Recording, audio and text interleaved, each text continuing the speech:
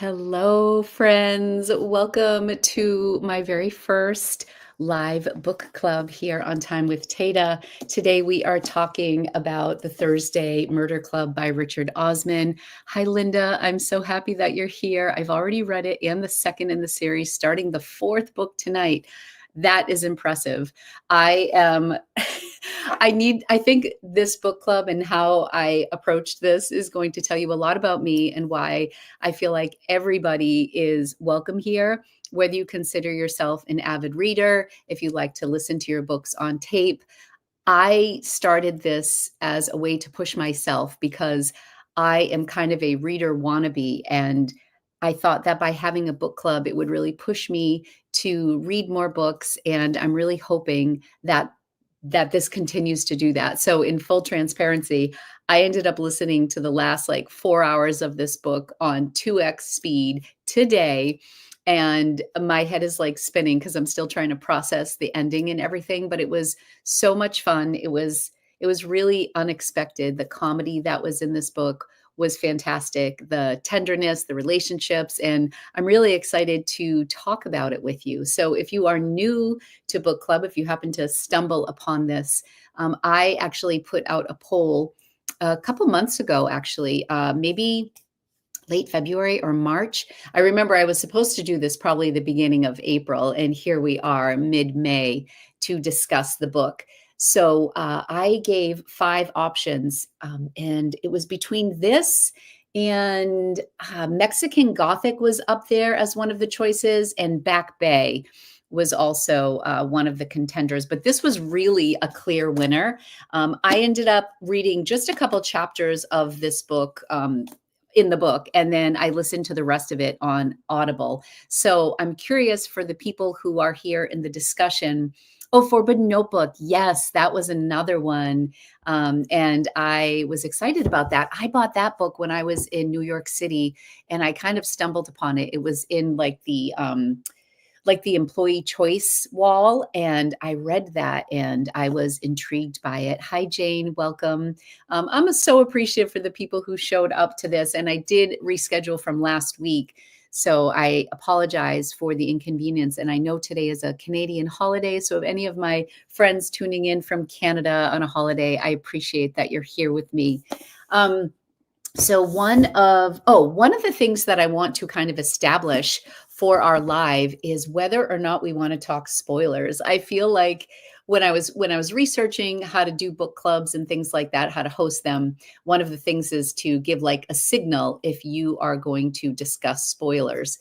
And I kind of feel like we probably will, but I'm curious if you could let me know in the chat if you think we can have discussion without discussing spoilers. I don't know. This is a mystery, so I feel like there's so much to talk about. Jane says it's a great book. Debbie, I read and spurts, and I'm happy there will be a deadline to finish. Yes, Debbie, I thrive with a deadline. I always say my house is the cleanest when I know somebody's coming to the house because I will rally to clean. And this book, I mean, I had to just sit in silence for like 15 minutes before I went live because because I listened to the book in 2x and I had to push myself, but this is why I'm doing this because I want to read more and I'm really excited. And I also don't want anyone to think that this is, it's going to be light, but fun nonetheless. And deadlines really work for me as well, Debbie. So I'm glad you can relate. You know, the movie will be out in August. Yes, Jane, I did see that. I saw August of 25. And it's so funny because we just started watching Mobland with Pierce Brosnan. And it looks like, is he going to be in it? I scanned the cast really quickly, but I am so excited that this is going to be a movie. And I anticipate if it does well, you know, there could be more down the line. Okay, so Linda's saying don't spoil. I assume the people here have read it, so spoilers are fine for me. Let me see if we can kind of chat around no spoilers in the beginning, then spoilers for the second half, but I'm always partial for spoilers. Okay. Well, maybe I'll just give maybe we'll just say, you know, if at this point you are intrigued enough by the book and you don't want anything spoiled, maybe you should hop off. Maybe we can do something like that. This is going to evolve as we come together. So I really appreciate your feedback. Oh, Jane is saying that Pierce Brosnan is going to be Ron. Oh, that's fantastic. I love it. I love it. I love it. Okay, so why don't I just give like a quick overview of this? Thank you all, first of all, for joining me tonight, and thank you for participating in the vote because that helped me too. Because sometimes I have trouble narrowing it down. I ended up thrifting this book at Savers, knowing that I was going to be doing the book club, and I looked at it and it sounded familiar to me. And then I always go right to Amazon and see like what the reviews were. And this had just an insane amount of fantastic reviews. And I loved the premise of it. So I was really happy when this book was chosen. I think I would have been happy with any of them, but I'm excited about this. Linda loves Joyce. She's fantastic too. So this story takes place in like a retirement community. What's the name of it? Cooper's Chase Retirement. And just that in and of itself, I think is brilliant. And this group of friends meet together for the Thursday Murder Club. They are all kind of uh, true crime obsessed. And they have a friend, if they have a friend who kind of gives them cold cases so that they study them at their Thursday Murder Club. And then there's an actual murder that happens. And so they are on the case. And each of the characters, their personalities are so fantastic. And I love that this story is told primarily through the eyes of people in like their 70s and 80s. And it just, for me, when I think of some of the themes in this story, I thought so much about how, and this is one of my own blind spots, how much I must underestimate people of a certain age. And, you think of grandma in the retirement community or in a nursing home or whatever. And then these characters are just so rich. And I don't think that they were written as like quote unquote old people or senior citizens. I mean, things in their life are happening. A lot of them are dealing with grief. A spouse with dementia or somebody who's lost the love of their life. They've been married for over 50 years and now they're in this retirement community without their spouse because they've lost them. And there's characters who have had strokes and they have diabetes and there's like a lot of side stuff like that. So they deal with aging, but that is not what is center stage. And yes, I think it was hilarious. There were so many funny parts to this book. I mean, there was the scene when is it Joyce and Elizabeth? They're on the bus and one of them poses as a nun and claims that somebody stole her purse. And so she like makes her way in and she ends up getting files that she needs to. And they kind of know when to play the old person card throughout the story. And it's just fantastic. So I'm wondering, Keitha says 70 is the new 60, don't you know? We are underestimated all the time. I thought that was like such a great theme to this. I want my mom to read this. My mom just turned 75, so she's young, but I think she would really enjoy this so much. And I love the friendships in this community. They're so rich in just the loyalty between friends, also the acceptance because they really have really strong personalities and nobody's really trying to change anybody. They're very accepting of their friends and there is so much humor. So why don't we talk about the four people in the club, like the main people.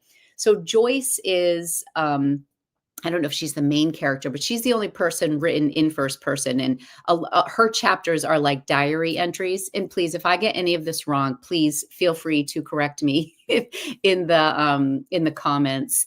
Yes, Linda, I love Joyce's diary entries. She is funny. And right off the bat, when she's asking Elizabeth questions and they're trying to figure out, Joyce is a nurse. And so they're trying to figure out in the first chapter, Joyce is asking people in the club or her friends, how long would it take for someone to die with a stab wound? And if they were stabbed in a certain place, would they be able to be saved if like somebody was called? And Joyce is really funny, very thoughtful. So I have like a little bit of, so yeah, she does the diary entries. She's the nurse. She's in the first person. I also love Joyce's relationship with her daughter, I think, is really interesting as well. That's a theme that I enjoy. What do you guys, so who is your favorite of the bunch? Ibrahim, I think, is really funny. He is a very like analytical thinker. He dots his I's and crosses all of his T's. He is an ex psychiatrist. So he is also kind of a shoulder to cry on for a lot of the characters in the story. Um, I thought the journaling was so appropriate. Yes, actually, that's something I also wanted to talk about. When I talked about doing book club, I said that I would do a follow-up video, because those of you who may, if any of you here are just finding me for the first time, I typically do content on this channel about fountain pens and inks and journaling. I do a lot with traveler's notebooks. Sometimes I talk about handbags, mostly fountain pens, but there's all this theme. And I just kept thinking about how much I wanted to fold reading into my channel. And also, this is an effort for me, who is a bit of an over consumer, to just kind of slow things down and use my supplies, not necessarily to buy anything new or to talk to all of you about, like, I got this new pen and this new ink and I get all excited about that stuff. But I wanted to do something that wasn't about buying things, and I want to read more. So that's kind of how this all came together. But at the end of this discussion, towards the end, or whenever, we can kind of bring it up at any point. I want to talk a little bit about things we can journal about with this, because also last year I tried to start a reading journal, and I brought it here to show you some pages. Oh, it's right here. I feel like last year I wanted it so much to just be perfect and look pretty and have, everything look nice like I did. I've showed this 100 times because it's like the only thing I've done with my journal. But this was last year. I drew a little picture, and each book on the bookshelf, if you are into journaling, reading journals, you'll probably find this very familiar. Every book was a book that I read, and all of the pink books were books I read like through Audible or that I listened to. The purple books were physical books that I read, and then the brown books were Kindle books, and I wrote the titles in there. But I wanted this to be so pretty that I ended up really not doing much. I did an entry from Pride and Prejudice, and what I discovered through this book and journaling for it are the things that I did that were worked for me. And so I can talk about that, but I'll tell you right now, none of it was pretty. It was thoughtful, it was relaxing, it was meditative at times, but there's nothing about my journaling this time around for this particular book that I would consider aesthetic. So maybe that will evolve, and I will eventually get some sort of a system down. But I didn't want to put too many rules on myself for this, because I really wanted to enjoy the process. So I am going to. So if you all wouldn't mind first letting me know, how did you read this book? Did you listen to it on Audible? Did you read it on a Kindle, or did you read the physical book? I am curious. So Keitha says, audiobooks, ugh, they do not work for me. Okay. And I don't know what I would do without Audible books, because sometimes when I sit down to read a book, I am just thinking of 1,000 different things, which can also happen with an Audible, which is why there are many chapters that I re-listen to. And from my own experience, I cannot listen to a book at night because I will fall asleep. I'll fall asleep if I'm reading a book too, but at least I'll retain more if I'm reading it. Sometimes I'll fall asleep and I'll wake up the next morning. I'm like, how many chapters went by? But I think that's fun. I just want to make sure. Oh, Debbie says she's swatching ink as she's doing this. So one of the things that I did do with my Audible, this is one pretty thing I did, but this was more like just sketching, is I did like a little Zentangle where I just repeated a shape over and over while I listened. So this actually has nothing to do with the book, but it was a little artwork that I did, or like Debbie is swatching inks right now. Today, when I was listening, I was cleaning pens, which is something that if you're into fountain pens, you'll know it's like something we have to do. And I don't always make time for it, but it's actually relaxing. And I felt like I was, doing double duty. I was getting two things done. I was cleaning my pens and I was also listening to the story. So Keitha says, Jane, I agree. I've waited to start the second book until after tonight. Oh, good. Well, I'm not sure if we're going to read the second. Well, everybody can obviously read the second book, but I don't know. I will put the second book as one of the choices for our next book club, but I will have that out probably by the end of the week. So Jane says, I've given up on pretty journaling of any kind. Well, that is fantastic. I hope it led to a lot more journaling and a lot less stress. So Debbie read it on a Kindle, Shannon on Audible, Quince H7 also on Audible. Physical books here. I bought it because the library wait was too long. Yes, I just took out my first book from the Boston Public Library, and I noticed quickly that some of the popular books, the wait was crazy. So I try to thrift a lot of my books. My day job is I'm a full-time thrifter and reseller, and I chronicle that on my other YouTube channel called Lori's Boston Found. I've been doing that for 6 or 7 years, and I've had this channel for like 3 years. So I'm always in thrift stores. So I'm always looking for books to read at the thrift store.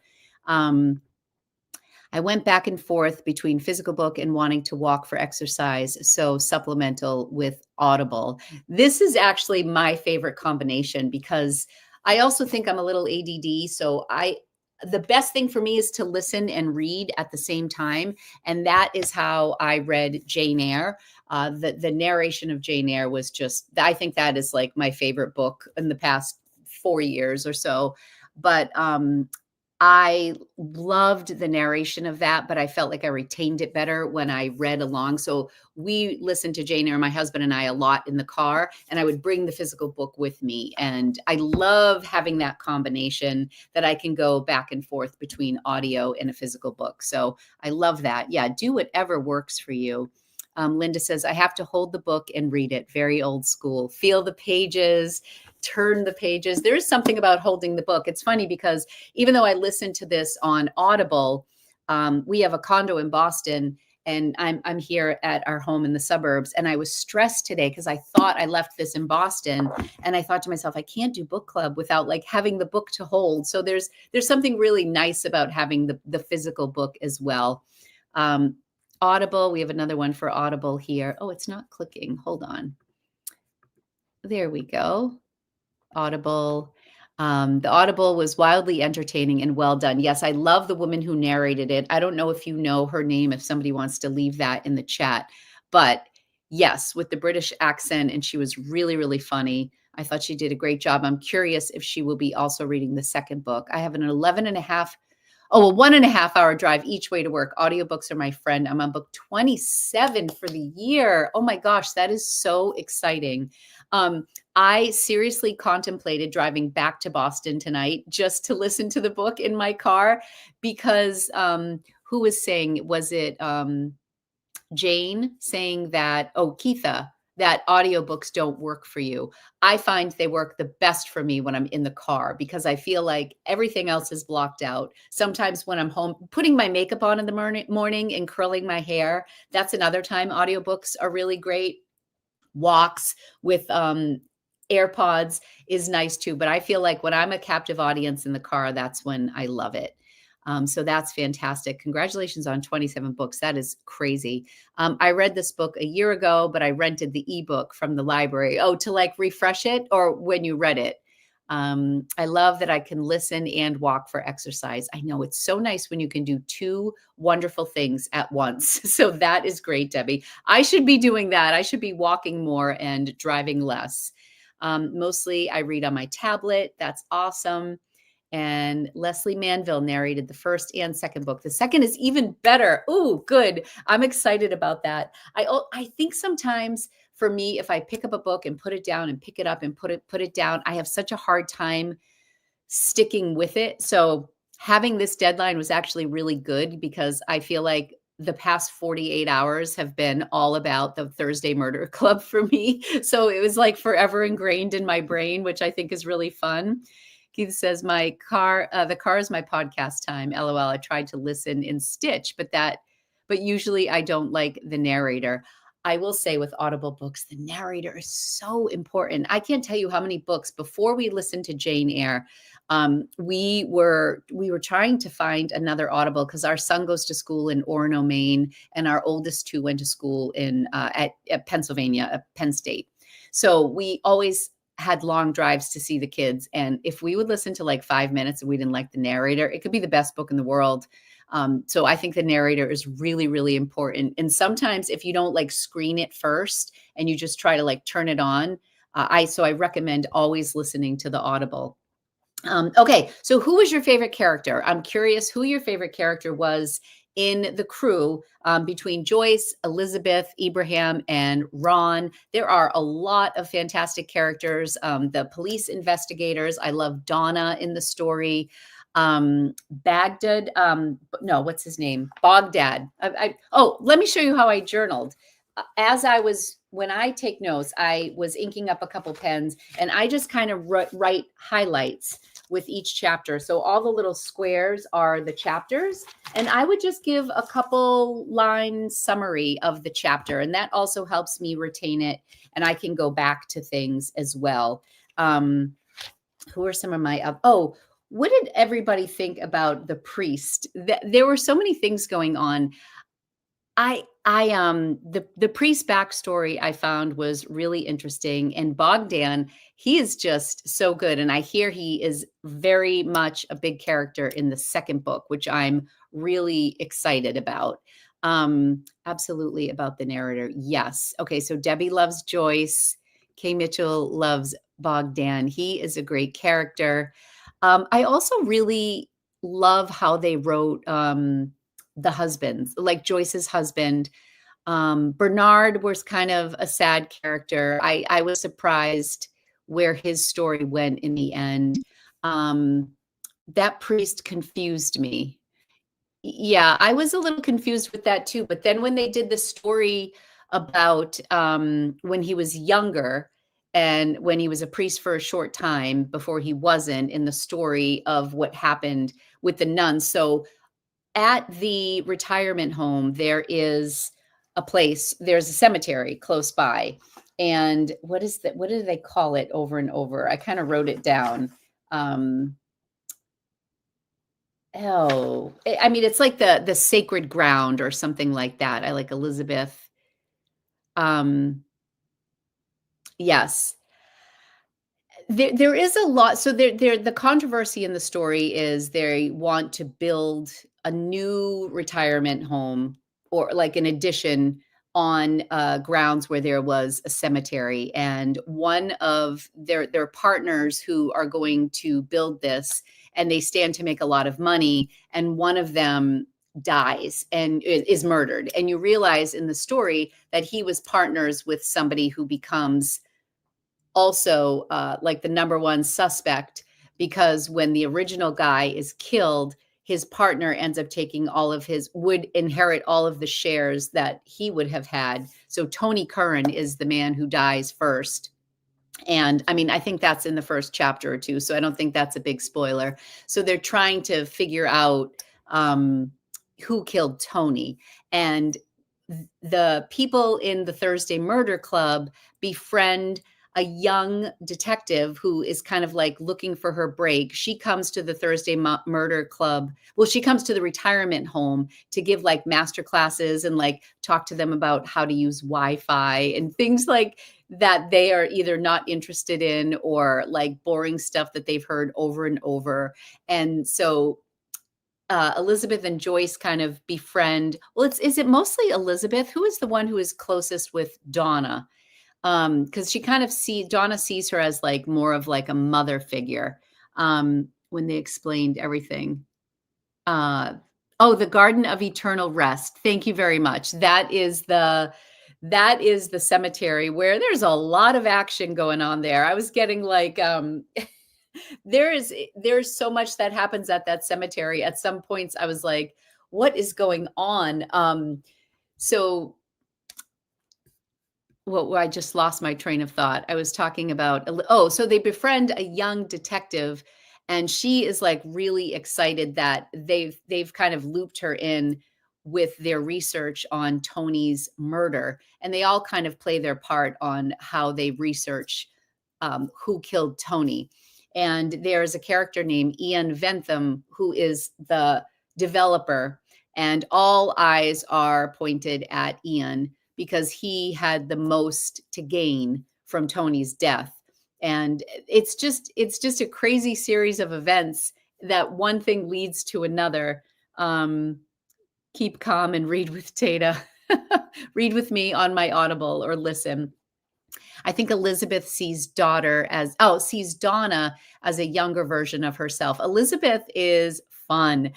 She's very mysterious, and you get the impression that she has led a very colorful life, very no nonsense. Just it's kind of a straight shooter, really fun, sharp, mysterious. Was she a former like intelligent agent? She's really a great character. I love Elizabeth. Jane said, "Oh yes, okay." So we agree. Elizabeth sees Donna as a younger version of herself. I love that.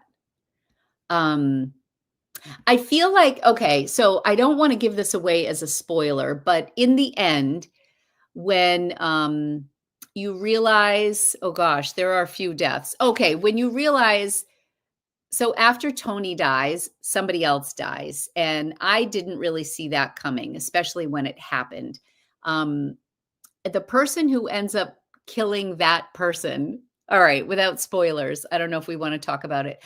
I felt like that felt a little bit of a stretch in the end when that was revealed who killed the second person, who was killed by the syringe and fentanyl. So I won't say who it is. But what are your thoughts on that? That felt like a stretch to me. Why he was killed? Because it was to protect somebody else. You realize that a lot of the murders, they almost are explained. You're almost accepting of some of the murders and how they happen based on the backstory. So I'm curious what you all thought of of the story of the second person who died, who was injected with the fentanyl. I'm curious. It seemed contrived.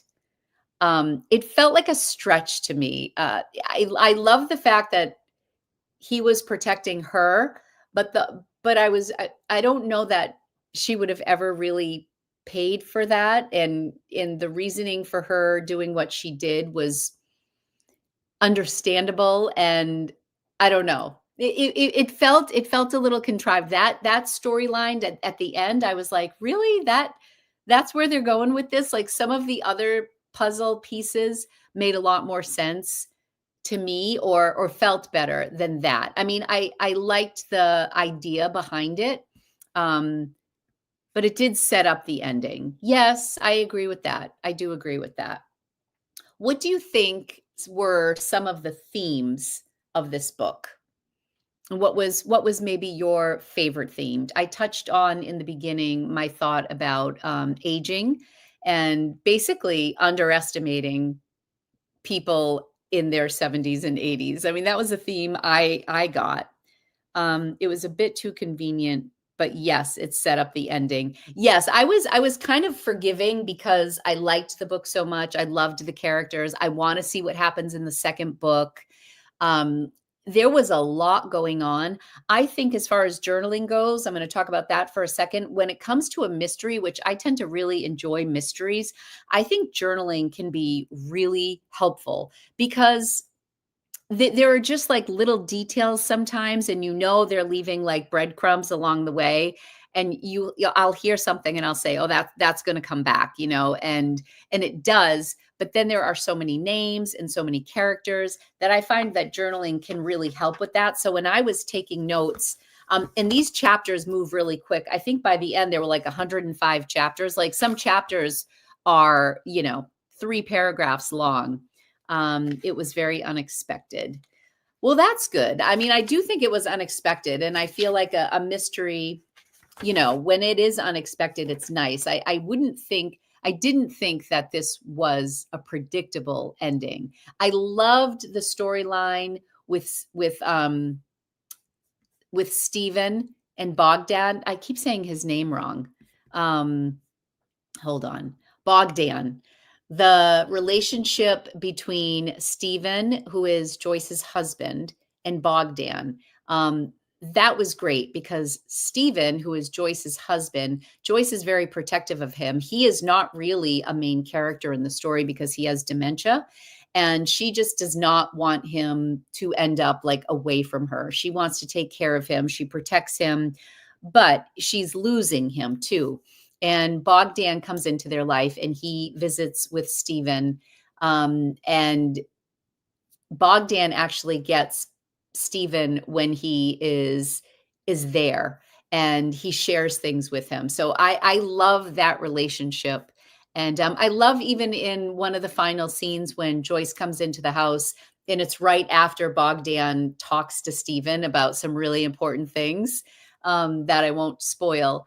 And she kind of kisses him on the forehead, like, because if you remember, she lies to him and says that her name is Marina, I believe. I think she sees a tattoo on his arm and she figures it's probably someone special in his life. And she says her name is Marina. And he says, oh my gosh, that's my mother's name. And she kind of picks up on that. And eventually they become friends and he's like a handyman around her house. But he is also a suspect at one point. But oh, I'm sorry, Elizabeth. Thank you. I'm sorry. Yes. Yeah, I just said that. I said that was Joyce. I'm sorry. I also enjoyed the relationship between the different generations. Thank you for that, Linda. Um, it was a really fun book. Hi, thanks for joining us. Yes, is anybody in the chat right now who hasn't read the book? Um, Yes, Kiva, I don't wanna skim by this. I enjoy the relationship between the different generations as well. I think it's fun.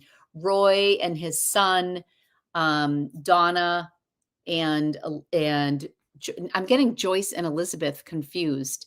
I think Bogdan becomes very protective of Stephen. I do, yes. They play chess. I'm really excited to see where his character goes in the second book.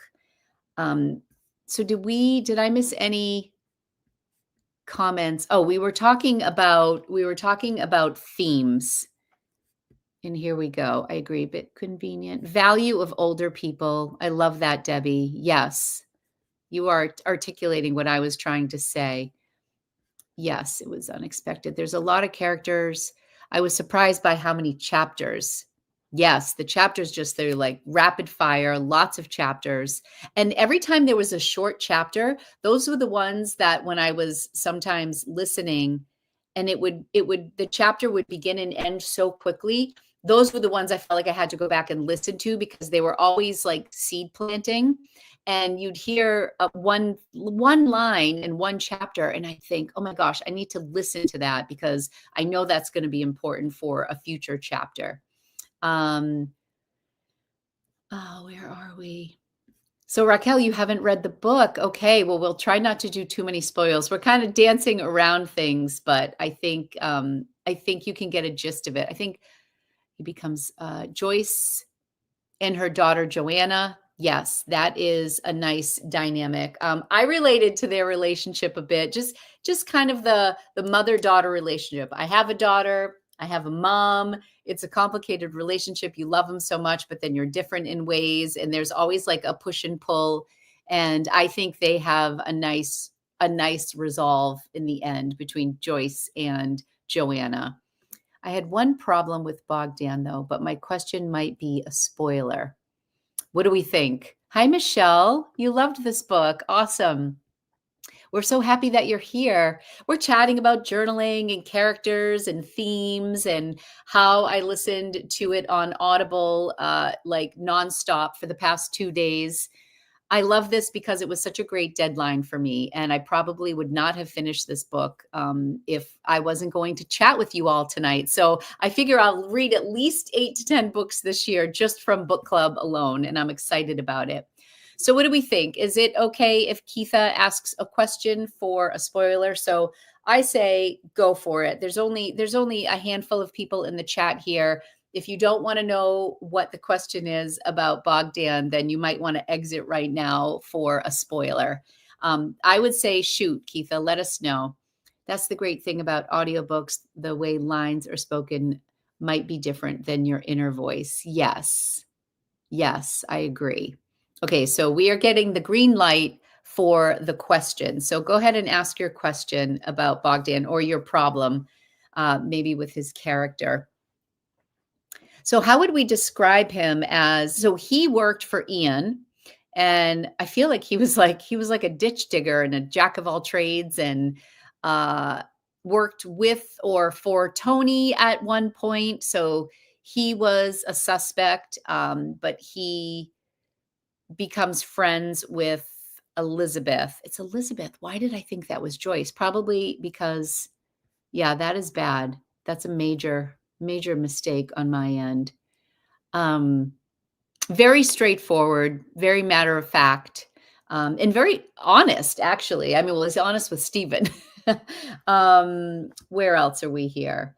Some of the other themes I have: aging, friendship, justice, grief, and secrets. Like, I feel like those were themes that kind of went throughout. I also thought, I mean, it was sad, but it's also life that, I guess how matter of fact they were about losing people, because it's just life, and at a certain age, maybe that is just what you're surrounded by. I mean, I lost my dad 2 years ago, and my father-in-law we lost in August, and I don't know, it was really hard on both of us, but I do feel like over the past 2 years, I've gotten much more comfortable, for lack of a better word, like talking about losing a parent or just relating to other people, or I don't know, I guess it's all part of life, and it's very much a part of all of their lives, whether they've lost someone, like because their partner has died or because they have dementia. And Penny has had a stroke, and her husband John is protecting her. So I don't know. I thought that was, they handled it in such a nice, like, tender way, because that was always there in the background. But then they were such an incredible support system to one another, you know. So I loved how that was written. Um, Here's the question: is it believable that Bogdan would be so concerned about the bones he discovered, given what we learned about him? Yeah, I, I found that whole, like, the discovery of the bones, and how, some were outside of the coffin and some are inside, and the fact that there's this whole graveyard, and he happens to dig up this one that is tied to so many of the characters. I did feel like that whole line for me was a stretch. I loved how they tied it all together, and I loved, you know, eh, it felt, I hear what you're saying, given his past and kind of what he's done. Yes, I feel like, would that have really raised his eyebrow enough to talk to somebody about it and want to confide in someone, and differentiate between the fact that there were, like, younger bones on top, and eh, in something, and so this was a burial spot for nuns, and they were saying that was part of it. So there was the nun that was buried, but then the bones on top and who they belong to. No, I think that's totally valid. I think that's completely valid. And I guess you just, kind of like I was saying about the ending, and or for the other character who was killed, some of that you just kind of put aside, or I did, because I loved the characters so much. I loved the setting. I loved that you had these seniors who were detectives, and they were so smart, and how they, what I loved was when they created the barrier when they were coming to start digging up the grave area to start building the new place, when Ian shows up, and actually, like, Ron and everybody's, like, standing, they make like a human chain. I loved how they were talking about how they had attorneys there, and they had teachers there, and doctors there, and psychiatrists, and basically all of the characters who of Lumpy saying hello. Do you want to come say hi? Come on up. that they just have this incredible community. I loved the sense of community is what I'm trying to say, that they were a force to be reckoned with. Like, I think you look at some of them individually and they may have seemed frail or like they couldn't make much of a difference, but like together they were so strong. And I mean, you can say that of many communities, but it was nice to see it for this retirement community. Jane says, maybe Elizabeth's influence is making him a better person, and the graveyard is supposed to be all nuns. Maybe. But that was kind of when they first got to know each other, right? So you're saying like going forward, her influence on him. Everybody, this is my pup Lumpy. He's playing a little bit. He wasn't supposed to be digging there, and he doesn't want to be blamed. Right. Yes. Yeah, but I still feel like he's done some shady stuff in his life. So it was interesting that that was a time that he really needed to like have a clear conscience or talk to somebody about it. But it was interesting. I still liked his character. So who in the chat has already read the second book? I'm curious about that as well. And please, if you have any questions for me or definitely for other people in the chat, feel free to ask away. I'm trying to think. Did any of you guess the killer? So first of all, did any of you guess Tony's killer? And then did any of you guess the next person who dies, his killer? You know who I thought, which was weird? They were talking about the girl Karen, who was like the daughter of like the farmer or somebody who was gonna, I don't know if she was a cop or friends with a cop, but she was like a character who was just sprinkled in a couple times. And I was thinking that she could be. I've read the first three. So good. Okay. Wow. I have read the first three, but so long ago I have to reread. Okay.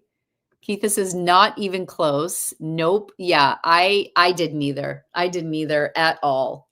And I feel like when it was revealed in the conversation towards the end over the chess game, I was like, oh, okay. And he was like, yeah, this one and that one. And I was like, wow, all right, all right. But it also seemed so fitting. Like I liked that. It took me almost to figure it out. I think Karen was a red herring. I agree. Because she went through my head for sure. And you know, the first part of the book was really pointed towards Ian, you know, and they were making that part of the discussion. I enjoyed all the characters at the home. Yes, I loved everything that went with the retirement home, like all the activities that they did and how they knew people. I loved when they were trying to figure out when Ibrahim and Ron, I think, did a list of the suspects who could have killed the second person. And he was like ruling people out. He's like, well, in order to kill him, they would have had to like inject him and get out of there really quick. So that rules out these 15 people because they were like in their wheelchairs. So there's no way that they could have run that fast or whatever. Like I loved how they like did their detective work. I thought it was really clever. I loved it. I thought they did a good job with that. So what else do I have for questions here? Oh, what twist caught you off guard? I think the twist with the priest definitely caught me off guard. Hysterical. Was there a twist that caught you off guard? You know, they went to Cyprus and some of it kind of like it went astray a little bit for me. But again, sometimes with these mysteries, they have to land the plane somehow. Did any of you read Everyone in My Family Has Murdered Someone? And then there was like a sequel with that. I listened to that one on audio as well. And that was one too, where I'm like trying to keep track of like so many characters in the book. There was a follow-up, Everyone on This Train is a Suspect. And I think it's like an Australian who narrates that book. But anyways, I found that the second book was similar, where there was so much potential with the story, And it's hard. It's hard to keep track of all the side stories because there are red herrings there for a reason, and they want you to think one way, and then it's somebody else. Yes, the priest caught me off guard too. And in the very end, when they go to the grave site and they put the baby's name on the gravestone too, and I was like, "Oh my gosh," even that was touching. Yeah, the part about Peggy and her husband, yes, for sure. For sure. I liked that she was like a detective, and how they talked about, or a police officer, and they talked about how back in her day, how brilliant she was, but she was like the one getting coffee for the other police officers, or because she was a woman, she wasn't taken seriously, but just how great she was. Um, and yeah, I thought that was interesting how they did that one. But I don't know if I missed a lot of conversation about Peggy early on in the book. So when she became such a prominent character in the end, I don't know. I I I think I missed some of the character development with her. Yes, Patrick, the name of the son. Yes. I love that. But that was definitely a curveball for sure, Jane. But I do love how, her husband was protecting her, and Elizabeth protected her husband. And then there's a lot of people looking out for each other throughout the book, which I really, really like. You find that even when you hear some of their past or some of the bad things that these characters did, you still have a place in your heart for like 99% of the characters, the way that they're written. Like everybody, in my opinion, there was just something to love about most of the characters in this book, which I really enjoyed because I'm kind of an optimist, so I like that. Um, what do we have here? Okay, so ideas for journaling. Mini love stories. Yes, Michelle, I love that. She started the club to help find who killed that girl long ago. Oh, Penny started the club. Oh, that seems like a detail I should have caught. Penny started the Thursday Murder Club like before her stroke? That would actually make a lot of sense, and I don't know how I missed that. Um, Okay, so for thoughts, so for the next 13 minutes or so, please feel free to keep talking about the book, but I have some ideas for journaling.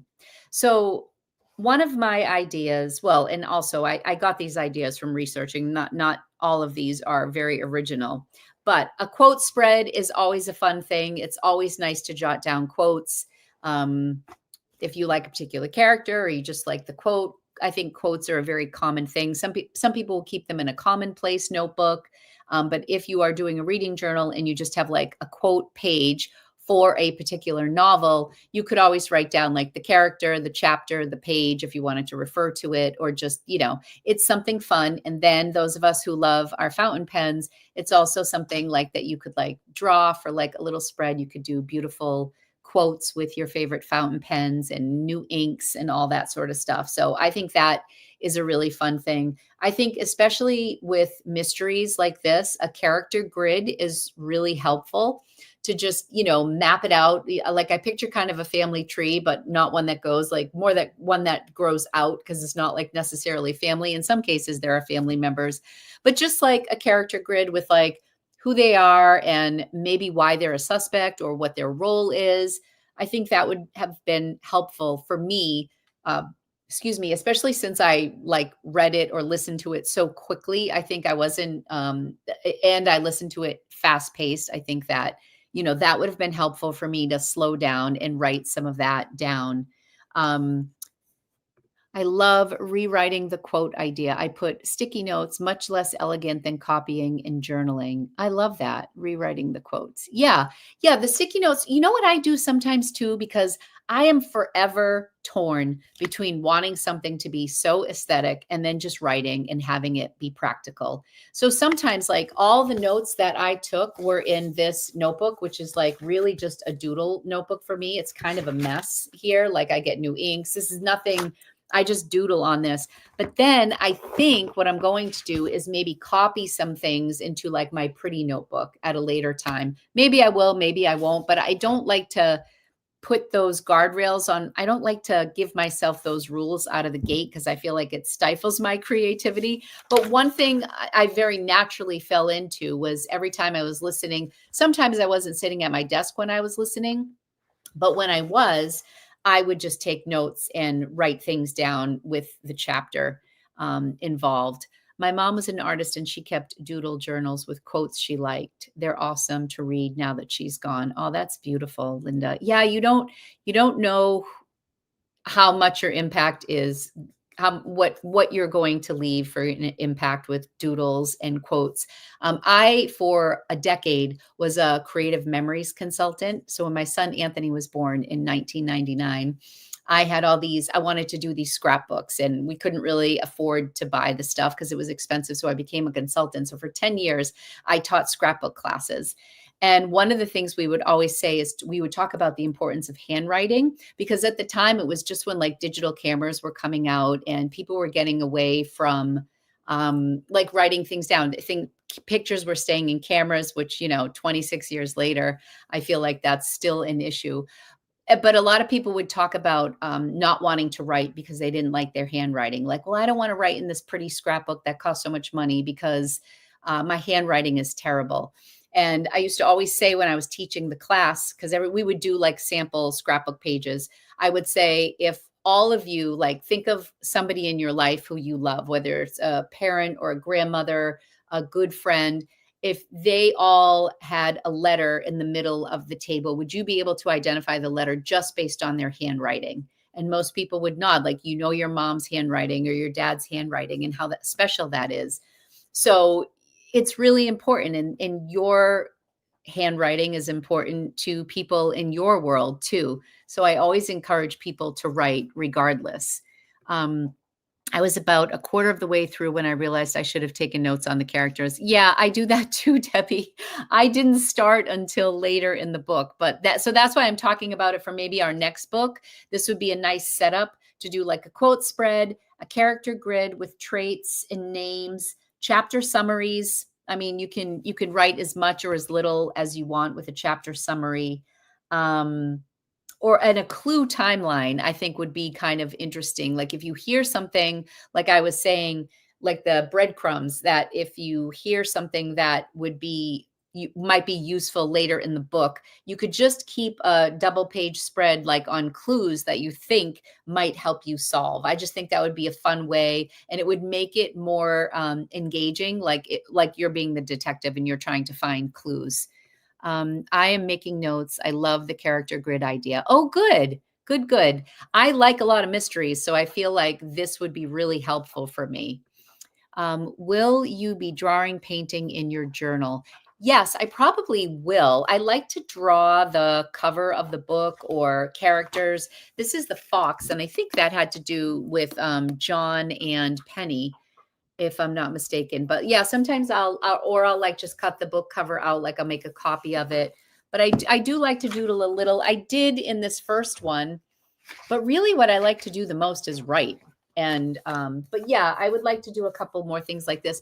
I see a lot of reading journals where people will like give a 5-star rating or whatever. I like to kind of write about the book and journal about the book as I'm reading it. I find that once I'm done with a book, which with this, my notes are all over the place, but I am going to force myself to go back because it's for the sake of book club. I want to do this for all of us here. So I will do a follow-up video where I decorate a journal, and people can do it as decorative or minimal as you'd like. But yeah, I would like to paint a little bit. Same. I've given up on pretty spreads and just write and add a few drawings here and there. Yeah. And I like the idea of quotes because, and I like anything that helps me to use my pens and ink. So that will help. I find a quote I like, I write it at the beginning of my weekly spread. Oh, I love that, Abster. So just like in your general planner, you'll find a quote and that goes like at the beginning of the week. That's great. And then you have like all year, 52 quotes you can reflect on. I love that. We should send you pictures and you can create a collage at the end of the year for each book. That would be really fun. You know what I was going to suggest? Yeah, of our pictures and writings. That would be really fun. I was going to suggest that when I do my journal, or anybody can contribute, but like you could do a spread and then share it, and then I will post it to my Instagram so we can kind of get ideas from one another for reading journal spreads. My dog is like scratching the wall. Lumpy, what do you have over there? Oh, he's got the little squeaky thing from the inside of his lammy, and he's just playing with it. Do I stop at the end of each chapter to make notes? I personally don't, Jane. When I was, this book in particular was a tough one because there were literally 100 plus chapters. So I would find that I would write notes on a chapter, like I'd set it up. I'm trying to think of a couple. Like certain ones were so, like chapter 100 was all about the priest and the woman he fell in love with, and how she was a nun and she would come to confession in their whole love story and what happened to her at the end. I wrote so much on that chapter. But then there was one chapter, chapter 98, I just wrote Joyce tells Donna. And that was basically about her theory on somebody. But that was literally, I was starting to write something down for chapter 98, and then it went to chapter 99. It was so quick, there was no notes to take. So this was a particularly tricky one, I think, to take notes on, very consistently. But I do think that would be a nice reflection to just jot down a couple thoughts at the end of a chapter, if that works for you, for sure. Hey, that's not nice. Come here. Where's your lovey? Excuse me 1 second. Here. Do you want your Grinch? This is Lumpy's Grinch. This was his Christmas present from my assistant, Tina. Come on. So do any of you have suggestions of what you do for journals? Do you journal while reading? This was one of my questions to ask all of you. Oh, I read a prompt. What did this teach me about aging and friendship? I liked that because I reflected on that a lot throughout the story. And somebody mentioned earlier about the relationship between generations. I think friendship was a huge theme in this, and aging. I think it just made me have more respect for this whole this community as a whole. I've talked to my mom since my dad passed away. She's still living in my childhood home, and I worry about her because the house is old, and she does a lot of work outside, and I want for her to have this community. And she's kind of like a tough New Englander. She's really close with her brothers and sisters, and there's kind of this push and pull between us because she's not ready to leave the house, and I want her to be surrounded by people, but that's what I want. That's not necessarily what she wants. And so I thought about that in the conversation between Joyce and Joanna, but I looked at this community and it actually made me want it for my mom even more, because I see there was something about how, like, Joyce kind of finds herself, that her voice becomes stronger and stronger as the book progresses, and just how much energy, and they just lean on each other. And anyways, this actually made me want this for my mom more, but it has to be in her time. I love how accepting all the characters are. Yes, of each other's idiosyncrasies and personality challenges. Yes. Like, I love when Ibrahim is explaining something and he goes into like painful detail and they're all like, okay. Like, they really listen. No, I said this at the beginning of the conversation. I love how nobody tries to change anybody. They just love them for who they are. I think it's great. So while this is a murder mystery, there's so much about relationships in here. It's not one dimensional at all. And I really liked that about this book. So thank you to everybody who voted for this book, because I think it was a lot of fun. And I would love to read the second book. I don't know if you all want to make some suggestions for the next book club. if we want to just read this next book or if we want to like branch out into something else. I think I will include the second book in the series as part of our 5 books to choose from, but I will probably include some other things. I feel like I need like a good summer novel in the lineup since we are heading into summer. But thank you all. It's 9 o'clock right now, so I don't know if anybody has any questions or final thoughts on the book or suggestions for book club or for journaling. I will have the journal video up probably by the end of next week. I have a couple other videos with sponsorships that I have to get up on my second channel, on my first channel. But for this channel, I would love to get my journaling one up. And maybe if we choose the book, I can always set something up for our next book too.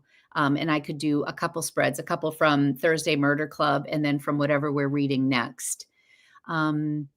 Catherine Newman Sandwich is excellent. Okay, I'm going to look into that.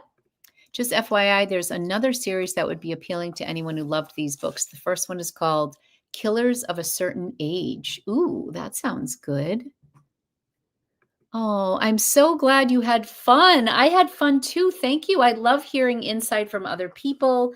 And it is fun, like when you, something classic. Okay, I'm writing these down. So sandwich and a classic. Classic.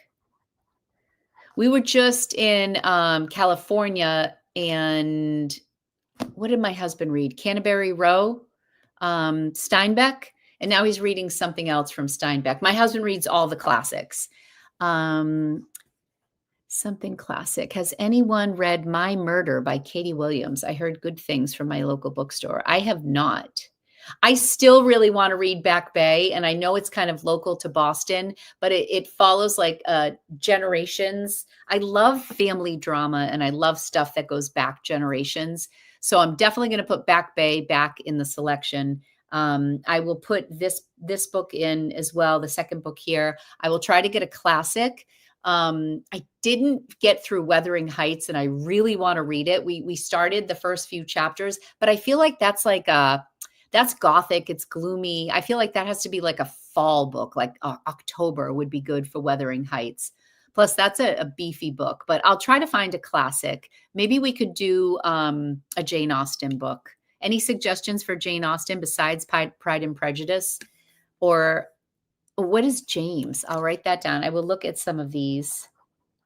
Do you guys have any interest in like Erin Hildebrand books, like Beach, summery, very light? Emma, I started back and got hooked. Would love to go back to it. On Fire Island. Okay, I'm writing these all down. I'm gonna pick 5. Emma. Okay. I would love to read more Jane Austen. And I love the Bronte sisters too. Okay. This is fun. I'm so excited. So I will try to stay on top of this. The other thing is, I would love to maybe have somebody as a guest. I have a really good friend who's an avid reader, and I'm very comfortable with her. So I have asked her if she would want to join me for the conversation, because I think it would just be nice to have 2 people talking. Persuasion, I started and then I didn't finish. And I feel like I need to go back to Persuasion. I was all excited about it. And then somebody told me that was like, I know it was one of, if not her last book, was Persuasion her last book. So I bought something Abbey, which one? I feel like I should go back to Persuasion, but I don't know if I should read some other books before that. Northanger Abbey. Carly Fortune is another good author. I am not well read at all, my friends. So you probably all have way more experience with reading than me. Than I have. So I'm excited that you will all push me to read more, because I want to read more. My goal this year was to read 24 books. I'm not off to a good start. But I do find that listening to books on Audible are great, but I feel like I have to read the classics, because the classics, I think I have to do that double thing where I listen to the Audible and also read as well. Carly too, you do. Okay. My suggestions are lighter summer fare. I will definitely have a light book for summer. Yeah, because the classics, lighter summer. So maybe if I do suggest a classic, I'll try to find a quick one. Northanger Abbey. Thank you. That's the one I was thinking of. That was a quick. That looks like a quick one. Um, all right, friends. I think we are going to call it a night. Thank you all so much for being here. Tell your friends about book club. You can share my Instagram post, and I'll also try to put it here on the YouTube community post as well. I said I was going to do that last time, and then I kind of was mostly on Instagram. So if you're not following me on Instagram, that might be helpful because I definitely do a lot of like sharing information over there. Um, how to read a book. Excellent too. Thanks, Lori. So much fun. Thank you all so much for being here. I appreciate you coming. I'm sorry I had to reschedule, but this was really fun. Thank you, Gina. And Michelle, you guys are awesome. I really appreciate you being here. We will come back next week, and I want to think of a fun name for our book club too. If you guys follow me on the Juicy Broads live pen show with my friend Vanessa, we didn't name ourselves. We had a viewer who called us the Juicy Broads one day, and I'm like, oh my gosh, that's so fun for us, and it really suits us. It's just been such a fun, like, I feel like it really sets the tone for our show together. So if you guys want to come up with some book club names for us, I would love that. So let's plan to maybe come back. I don't know, definitely before the 4th of July. I'm going to probably I'm going to Amsterdam the end of June for our 30th wedding anniversary. So, and my kids are coming home from Spain June 20th. So I feel like the end of the month is going to be busy, but I would love to get another book club in before the 4th. Because then we can start a new book for like our next summer, like, and we'll get together at the end of July or the beginning of August. I'm loving all the suggestions. My first book club, and I loved it. Oh, Jane, thank you.